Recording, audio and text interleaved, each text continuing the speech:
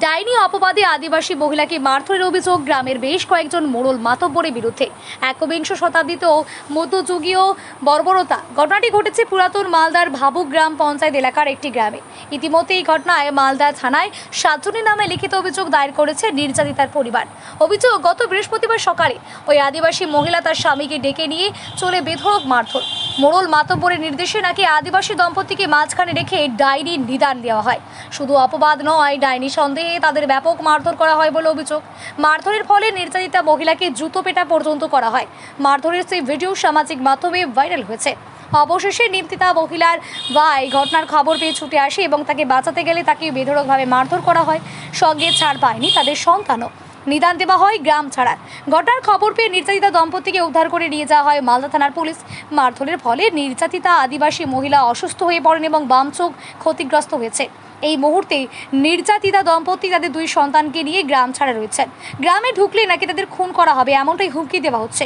বাধ্য হয়ে প্রাণের ভয়ে বাবার বাড়িতে আশ্রয় নিতে হয়েছে নির্যাতিতা পরিবারকে। তাই নির্যাতিতা পরিবারটি ইতিমধ্যেই মালদা থানায় লিখিত অভিযোগ দায়ের করেছে। তারা নিজের গ্রামে নিজের বাড়িতে যাওয়ার জন্য প্রশাসনের কাছে আবেদন জানাচ্ছে। পুলিশ ইতিমধ্যে এই বিষয়ে তদন্ত শুরু করবে বলে জানিয়েছেন। বিজেপি বিধায়ক গোপাল সাহা জানান, আদিবাসী মহিলাকে ডাইনি সন্দেহে যে মারধরের ঘটনা, এই ঘটনা অত্যন্ত নিন্দনীয়, লজ্জাজনক। আমি বিষয়টি শুনেছি, গ্রামের মানুষদের কাছেও কথা বলেছি, পুলিশকে কথা বলা হয়েছে। পুলিশ ইতিমধ্যেই তদন্ত শুরু করেছে। পাশাপাশি তাদের গ্রামে নিজের বাড়িতে ফিরিয়ে আনা হবে। আমাদের ঘটনাটা হচ্ছে আমাদের পাড়াতে লোকজন অসুস্থভাবে লোক মারা যাচ্ছে, অসুখে বা অসুস্থভাবে লোক মারা যাচ্ছে।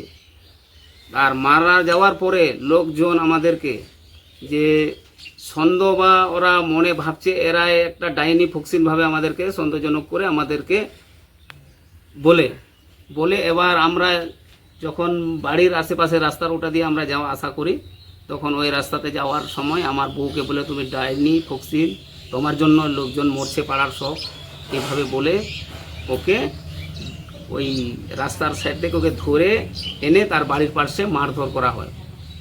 তারপর ওকে বাঁচাতে গিয়ে আমাকেও প্রচুর মারধর দেয়। তারপর আমার শালা যায় আমার পিছে, তাকেও প্রচুর মারধর দেয়। তারপরে আমার বড় মেয়ে আসে, ওকেও খুব মার দেয়।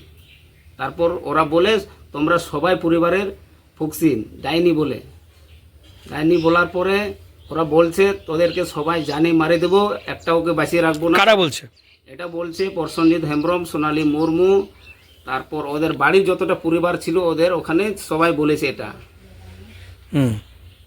পুলিশকে জানিয়েছি না, তখন জানা হয়নি। আমরা তো ওখান থেকে উঠতে পারিনি, আমাদেরকে কোনো জায়গায় যেতে দেয়নি। তারপর তো এইভাবে দিনমান বসিয়ে রেখেছে, এবার কোনো দিকে যাইতে দেবে না। সন্ধ্যার টাইমটা যখন চলে আসে, দিনমানের সময়টা এসে, এই টাইমটা পুলিশ আসে, তারপর আমাদেরকে উঠিয়ে নিয়ে যায়। পুলিশে অভিযোগ করেছো? পুলিশে এখন অভিযোগ করেছি।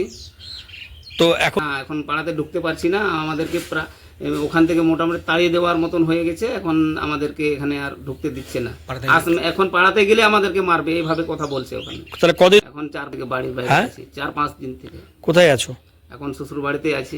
কি চাচ্ছ তোমরা? আমরা বিচার চাইছি। তোমার নাম? আমার নাম হচ্ছে জার্মান টুডু।